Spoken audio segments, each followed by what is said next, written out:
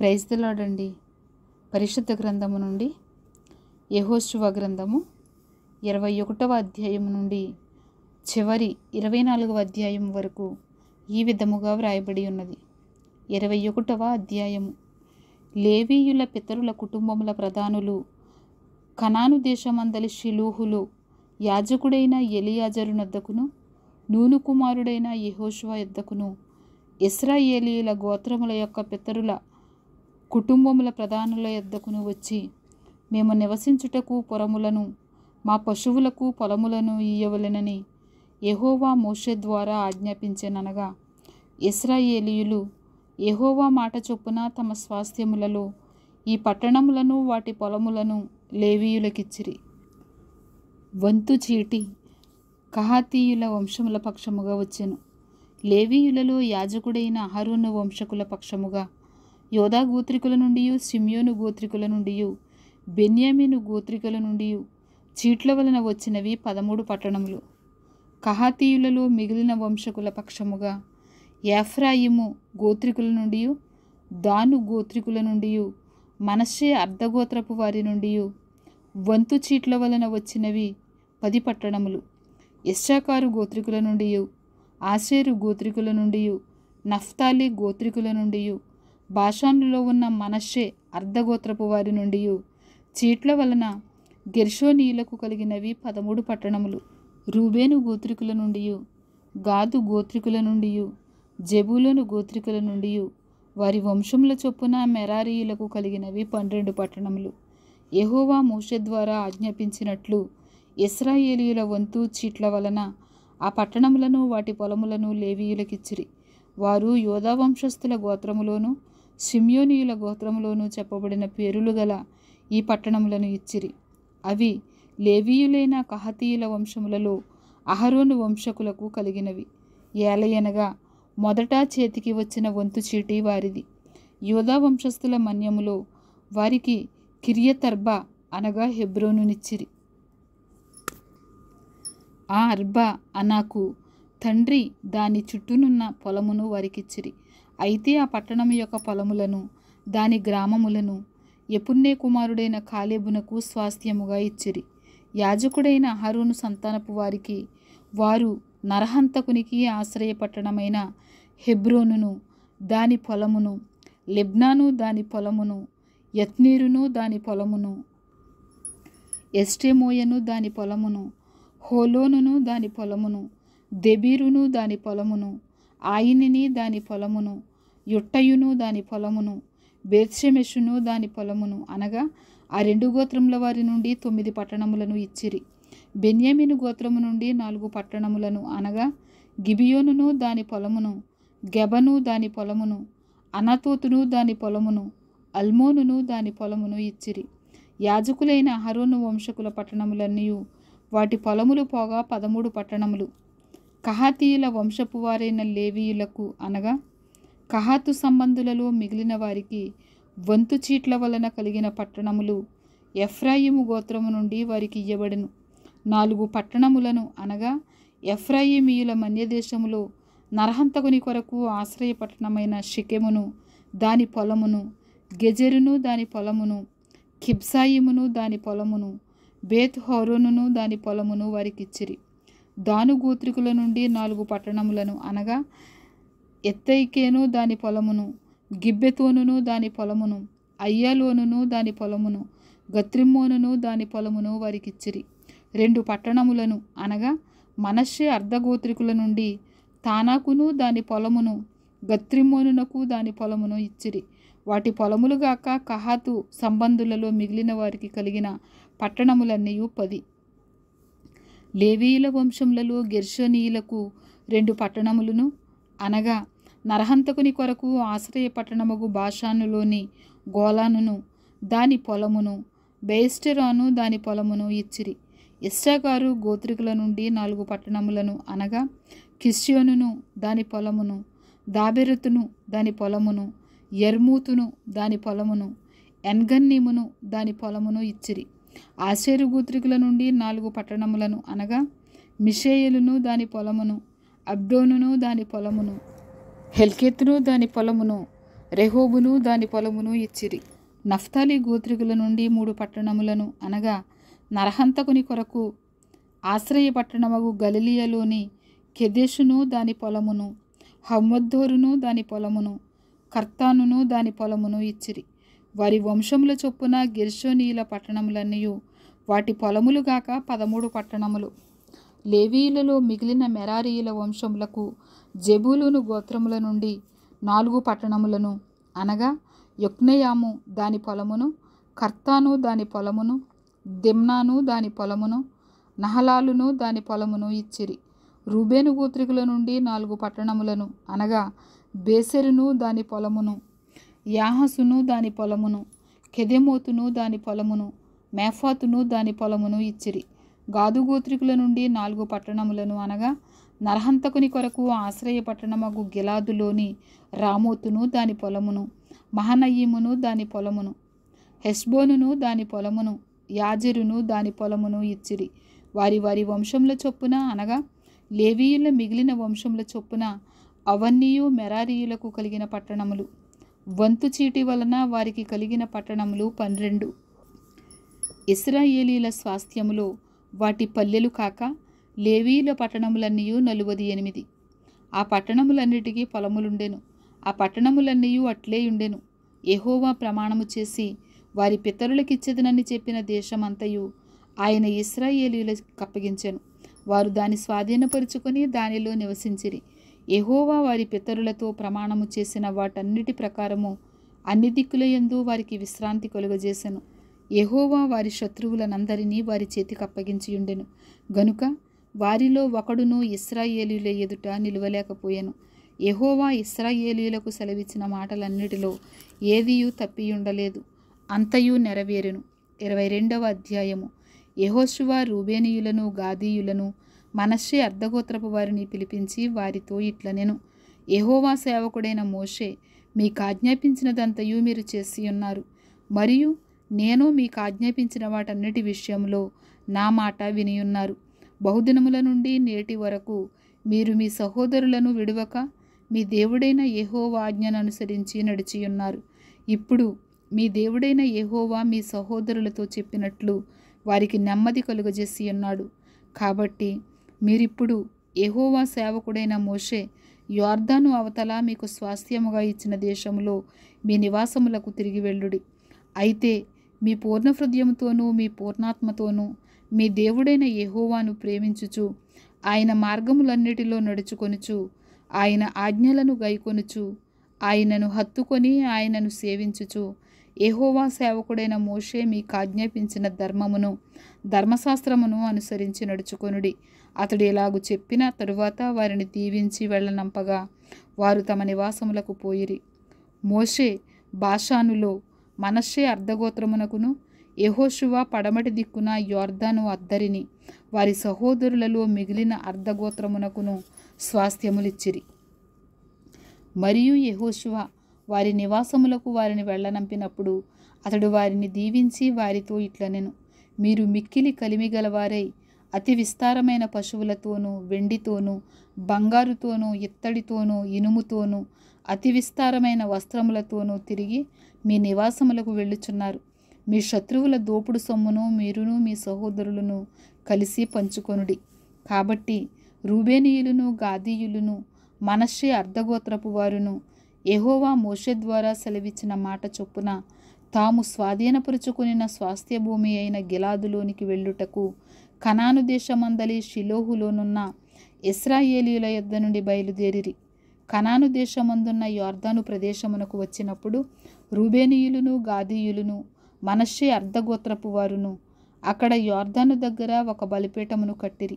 అది చూపునకు గొప్ప బలిపీఠమే.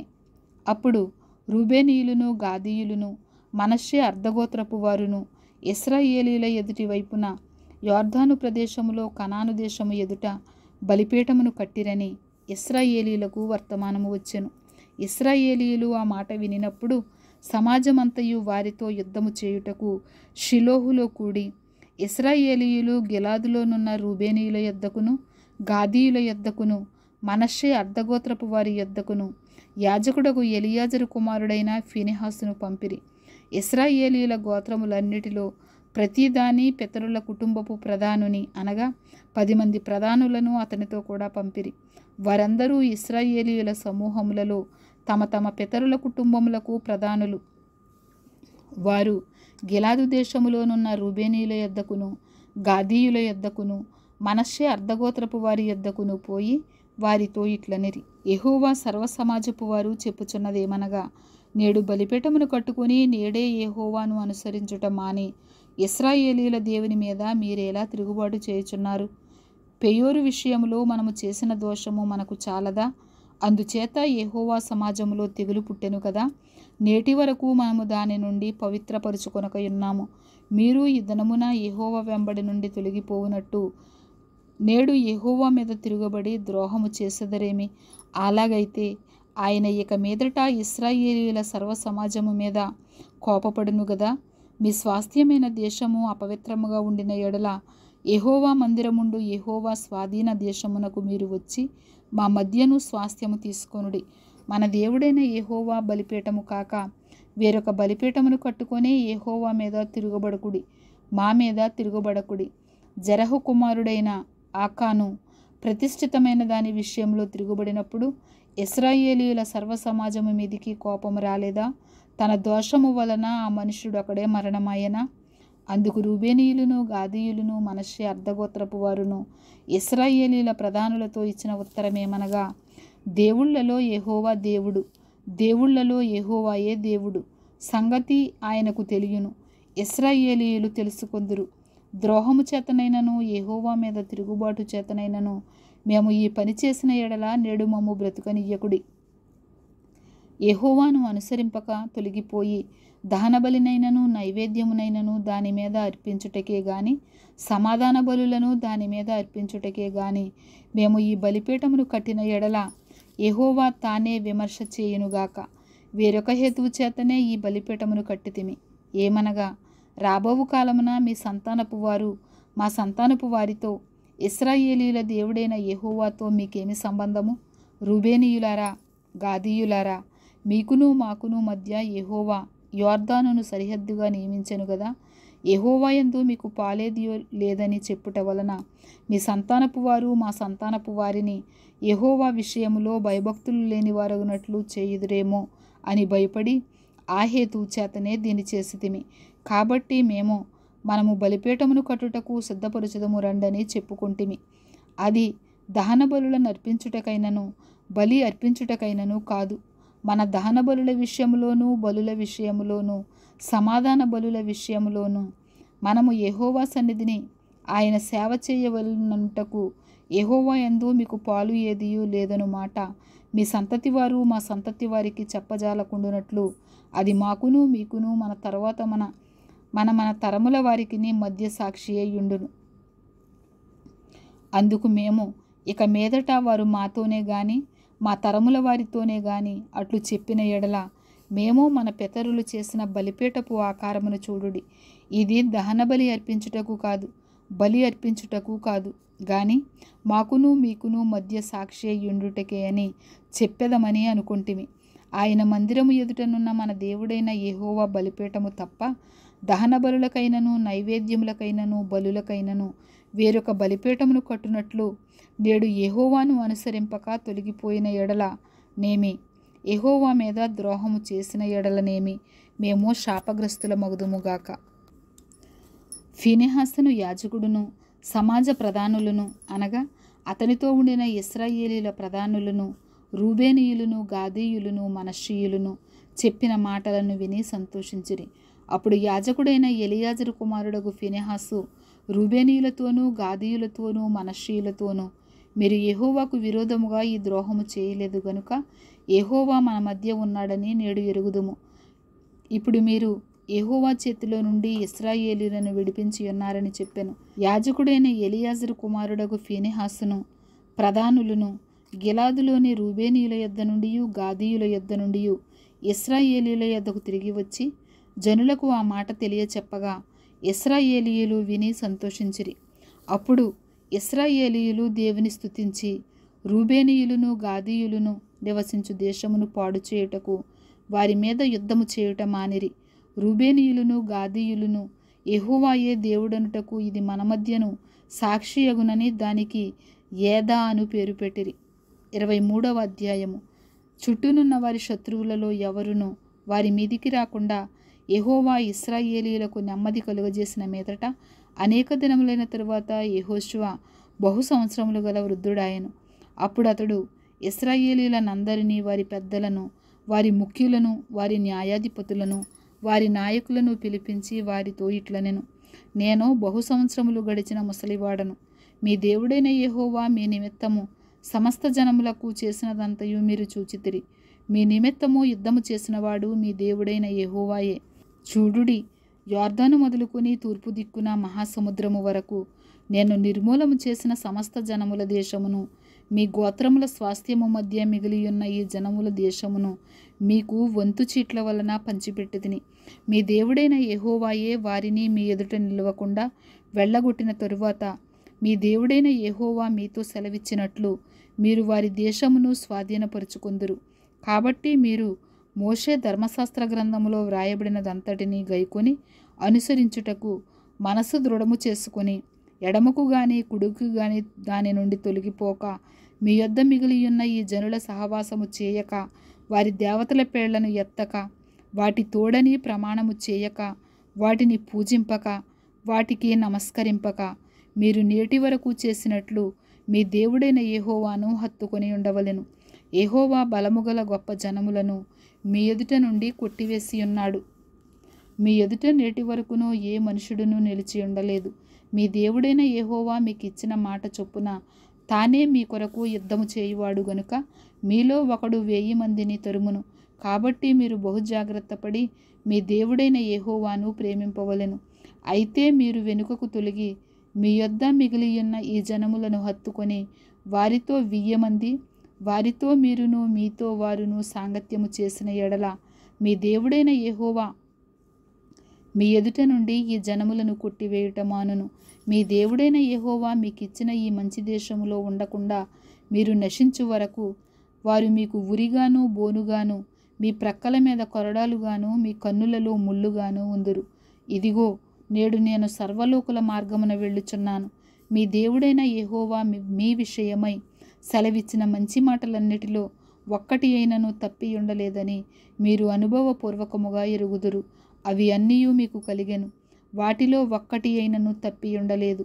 అయితే మీ దేవుడైన యెహోవా మీతో చెప్పిన మేలంతయు మీకు కలిగిన ప్రకారము మీ దేవుడైన యెహోవా మీకు ఇచ్చిన ఈ మంచి దేశంలో ఉండకుండా ఆయన మిమ్ము నశింపచేయు వరకు యెహోవా మీ మీదికి కీడంతయు రాజేయును. మీరు మీ దేవుడైన యెహోవా మీకు నియమించిన ఆయన నిబంధనను మీరి ఇతర దేవతలను పూజించి వాటికి నమస్కరించిన ఎడల యెహోవా కోపము మీ మీద మండును గనుక ఆయన మీకిచ్చిన ఈ మంచి దేశములో ఉండకుండా మీరు శీఘ్రముగా నశించిపోవుదురు. 24వ అధ్యాయము. యెహోషువ ఇశ్రాయేలీయుల గోత్రముల వారినందరినీ షెకెములో పోగు చేసి వారి పెద్దలను, వారి ప్రధానులను, వారి న్యాయాధిపతులను, వారి నాయకులను పిలిపింపగా వారు వచ్చి దేవుని సన్నిధిని నిలిచిరి. యెహోషువ జనులందరితో ఇట్లనెను: ఇశ్రాయేలీయుల దేవుడైన యెహోవా చెప్పునదేమనగా, ఆదికాలము నుండి మీ పితరులు అనగా అబ్రహాముకును నాహోరుకును తండ్రి అయిన తెరహు కుటుంబీకులు నది యూఫ్రటీసు అద్దరిని నివసించి ఇతర దేవతలను పూజించిరి. అయితే నేను నది అద్దరి నుండి మీ పితరుడైన అబ్రహామును తోడుకొని వచ్చి కనాను దేశమందంతటా సంచరింపచేసి అతనికి సంతానమును విస్తరింపచేసి అతనికి ఇస్సాకును ఇచ్చితిని. ఇస్సాకునకును నేను యాకోబు యాషావులనిచ్చితిని. షేయిరు మన్యములను స్వాధీనపరుచుకొనున్నట్లు వాటిని యాషావుకిచ్చితిని. యాకోబును అతని కుమారులను ఐగుప్తులోనికి దిగిపోయిరి. తరువాత నేను మోషే అహరోనులను పంపి దాని మధ్యను నేను చేసిన క్రియల వలన ఐగుప్తీయులను హతము చేసి మిమ్మును వెలుపలికి రప్పించితిని. నేను ఐగుప్తులో నుండి మీ తండ్రులను రప్పించినప్పుడు మీరు సముద్రమునద్దకు రాగా ఐగుప్తీయుల రథములతోనూ రౌతులతోనూ మీ తండ్రులను ఎర్ర సముద్రము వరకు తరిమిరి. వారు యెహోవాకు మొరపెట్టినప్పుడు ఆయన మీకును ఐగుప్తీయులకును మధ్య చీకటి కల్పించి సముద్రమును వారి మీదికి రప్పించి వారిని ముంచివేసెను. ఐగుప్తు దేశములో నేను చేసిన దానిని మీరు కన్నులారా చూచితిరి. అటు తరువాత మీరు బహుదినములు అరణ్యములో నివసించితిరి.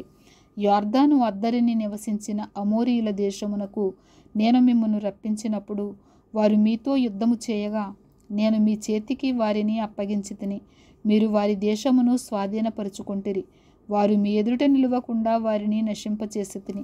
తరువాత మోయాబు రాజును సిప్పోరు కుమారుడునైన బాలాకు లేచి ఇశ్రాయేలీయులతో యుద్ధము చేసి మిమ్ము శపించుటకు బేయోరు కుమారుడైన బిలామును పిలువనంపగా, నేను బిలాము మనవి విన్నొల్లనైతిని గనుక అతడు మిమ్మను దీవించుచునే వచ్చెను. అతని చేతి నుండి నేనే మిమ్మను విడిపించితిని. మీరు యొర్దాను దాటి యెరికో దగ్గరకు వచ్చినప్పుడు యెరికోకు యజమానులగు అమోరీయులు, పెరిజ్జీయులు, కనానీయులు, హిత్తీయులు, గిర్గాషీయులు, హివ్వీయులు, యెబూసీయులను వారు మీతో యుద్ధము చేయగా నేను వారిని మీ చేతికి అప్పగించితిని. మరియు నేను మీకు ముందుగా కందిరీగలను పంపితిని.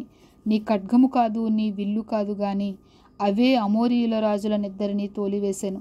మీరు సేద్యము చేయని దేశమును, మీరు కట్టని పట్టణములను మీకు ఇచ్చియున్నాను. మీరు వాటిలో నివసించుచున్నారు. మీరు నాటని ద్రాక్ష తోటల పండ్లను, ఒలీవ తోటల పండ్లను తినుచున్నారు. కాబట్టి మీరు యెహోవా యందు భయభక్తులు గలవారై ఆయనను నిష్కపటముగాను సత్యముగాను సేవించుచు మీ పితరులు నది అద్దరిని ఐగుప్తులోను సేవించిన దేవతలను తొలగద్రోసి యెహోవానే సేవించుడి. యెహోవాను సేవించుట మీ దృష్టికి కీడని తోచిన ఎడల మీరు ఎవని సేవించెదరో, నది అద్దరిని మీ పితరులు సేవించిన దేవతలను సేవించెదరో, అమోరీయుల దేశమున మీరు నివసించుచున్నారే వారి దేవతలను సేవించెదరో నేడు మీరు కోరుకొనుడి. మీరెవరిని సేవింప కోరుకొనినను నేనును నా ఇంటి వారును యెహోవాను సేవించెదము అనెను. అందుకు ప్రజలు, యెహోవాను విసర్జించి ఇతర దేవతలను సేవించిన ఎడల మేము శాపగ్రస్తులమగుదుముగాక. ఐగుప్తు దేశమను దాసుల గృహములో నుండి మనలను మన తండ్రులను రప్పించి మన కన్నుల ఎదుట ఆ గొప్ప సూచక క్రియలను చేసి మనము నడిచిన మార్గములన్నిటిలోనూ మనము వెళ్ళిన ప్రజలందరి మధ్యను మనలను కాపాడిన యెహోవాయే మన దేవుడు. యెహోవా ఆ దేశములో నివసించిన అమోరీయులు మొదలైన ప్రజలందరూ మన ఎదుట నిలవకుండా వారిని తోలివేసినవాడు. యెహోవానే సేవించదము, ఆయనయే మా దేవుడని ప్రత్యుత్తరమిచ్చిరి. అందుకు యెహోషువ, యెహోవా పరిశుద్ధ దేవుడు, రోషము గల దేవుడు. ఆయన మీ అపరాధములను మీ పాపములను పరిహరింపనివాడు. మీరు ఆయనను సేవింపలేరు. మీరు యెహోవాను విసర్జించి అన్యదేవతలను సేవించిన ఎడల ఆయన మీకు మేలు చేయువాడైనను మనసు త్రిప్పుకొని మీకు కీడు చేసి మిమ్మును క్షీణింపచేయుననగా జనులు అట్లు కాదు, మేము యెహోవానే సేవించదమని యెహోషువతో చెప్పిరి. అప్పుడు యెహోషువ, మీరు యెహోవానే సేవించదమని ఆయనను కోరుకున్నందుకు మిమ్మును గూర్చి మీరే సాక్షులై ఉన్నారనగా వారు, మేము సాక్షులమే అనిరి. అందుకతడు, అలాగైతే మీ మధ్యనున్న అన్యదేవతలను తొలగద్రోసి ఇశ్రాయేలీయుల దేవుడైన యెహోవా తట్టు మీ హృదయంను త్రిప్పుకొనుడని చెప్పెను. అందుకు జనులు, మన దేవుడైన యెహోవానే సేవించదము, ఆయన మాటయే విందుమని యెహోషువతో చెప్పిరి. అట్లు యెహోషువ ఆ దినమున ప్రజలతో నిబంధన చేసి వారికి షెకెములో కట్టడను విధిని నియమించి దేవుని ధర్మశాస్త్ర గ్రంథములో ఆ వాక్యములను వ్రాయించి పెద్ద రాతిని తెప్పించి యెహోవా పరిశుద్ధ స్థలములోనున్న సింధూర వృక్షము క్రింద దాన్ని నిలువబెట్టి జనులందరితో ఇట్లనెను, ఆలోచించుడి, యెహోవా మనతో చెప్పిన మాటలన్నీ ఈ రాతికి వినబడెను గనుక అది మన మీద సాక్షిగా ఉండును. మీరు మీ దేవుని విసర్జించిన ఎడల అది మీ మీద సాక్షిగా ఉండును. అప్పుడు యెహోషువ ప్రజలను తమ స్వాస్థ్యములకు వెళ్ళనంపెను. ఈ సంగతులు జరిగిన తరువాత నూను కుమారుడును యెహోవా దాసుడు అయిన యెహోషువ 110 సంవత్సరముల వయసు గలవాడై మృతి పొందెను. అతని స్వాస్థ్యపు సరిహద్దులోనున్న తిమ్నత్ సెరహులో అతడు పాతిపెట్టబడెను. అది ఎఫ్రాయిమీయుల మన్యములోని గాయషు కొండకు ఉత్తర దిక్కుననున్నది. యెహోషువ దినములన్నిటను యెహోషువ తరువాత ఇంకా బ్రతికి యెహోవా ఇశ్రాయేలీయుల కొరకు చేసిన క్రియలన్నిటినీ ఎరిగిన పెద్దల దినములన్నిటను ఇశ్రాయేలీయులు యెహోవాను సేవించుచూ వచ్చిరి. ఇశ్రాయేలీయులు ఐగుప్తులో నుండి తెచ్చిన యోసేపు ఎముకలను షెకెములో అనగా యాకోబు నూరు వరహాలకు షెకెము తండ్రి అయిన హామోరు కుమారుల యొద్ద కొనిన చేని భాగములో వారు పాతిపెట్టిరి. అవి యోసేపు పుత్రులకు ఒక స్వాస్థ్యముగా ఉండెను. మరియు అహరోను కుమారుడైన ఎలియాజరు మృతి నొందినప్పుడు ఎఫ్రాయిమీయుల మన్య ప్రదేశములో అతని కుమారుడైన ఫీనెహాసునకు ఇయ్యబడిన ఫీనెహాసు గిరిలో జనులు అతని పాతిపెట్టిరి. ఇంతటితో యెహోషువ గ్రంథము ముగియుచున్నది. ఆమేన్.